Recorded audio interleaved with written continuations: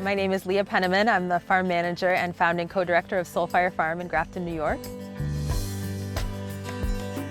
Soulfire Farm is a community training farm that welcomes thousands of people each year to learn Afro-Indigenous regenerative farming methods. Unlike industrial agriculture, which mines the soil and pollutes the atmosphere, regenerative farming actually improves the ecology year after year. We are having a positive impact on the earth, which is a rare thing that you can say in the agricultural world. The federal government uses the word food desert to define a neighborhood that's high poverty and where there aren't any supermarkets. We prefer the term food apartheid. One of the tragedies of food apartheid is that Black, Indigenous, and people of color are disproportionately likely to suffer from hunger, diabetes, heart disease, kidney failure, and other diet-related illness.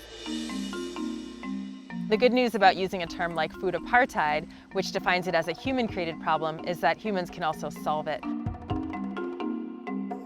One of the reasons that we started Soulfire Farm is that we, along with our neighbors, were struggling with food apartheid in the south end of Albany. So these neighbors were the very people who encouraged us to start a farm for the people.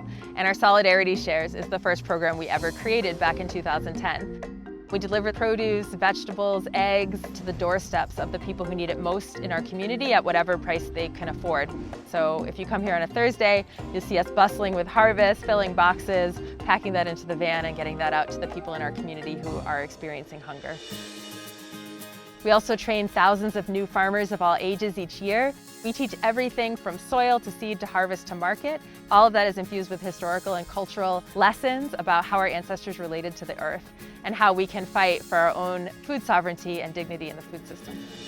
Soulfire Farm has a number of training programs for children and teens. Our most popular is a week-long camp called LOL, Liberation on Land, where young people learn to advocate for social justice, arts-based healing, and social change, as well as some basic farming skills. Nice. I think the most important thing for young people coming out to the land is seeing what's possible in their own lives. So when they see folks who look like them running their own business, making change in the community, whether or not they become farmers, they're able to see that it's possible for them to make a positive contribution and for them to live a long, healthy, and dignified life.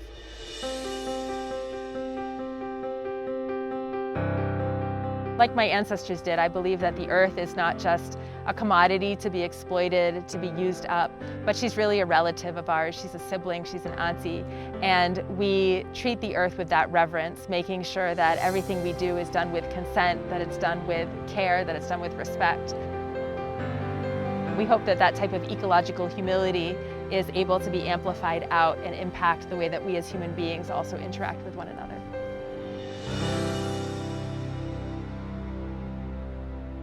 You know, I love that this is a conversation that brings people back in through the process of learning. Once you get your hands in soil and you're a part of that process, it's just fabulous. Absolutely. And while we're rural, we're on 80 acres in Mohican territory, upstate New York. We do a Soulfire in the City urban farms program where we provide 8x4 boxes, for folks to grow their own food along with seeds and plants. And it's been really powerful, especially in this time of COVID-19, to get the pictures and testimonials from families with children saying that this has been their saving grace. Like, not only do they get fresh food, but their children have meaningful activities, a connection to nature, family bonding. And so I do think it transcends the material and the cellular, as you say, to the psycho-spiritual. We want you to continue your work, and we reached out to our friends. I've eaten 1 million of their products, by the way.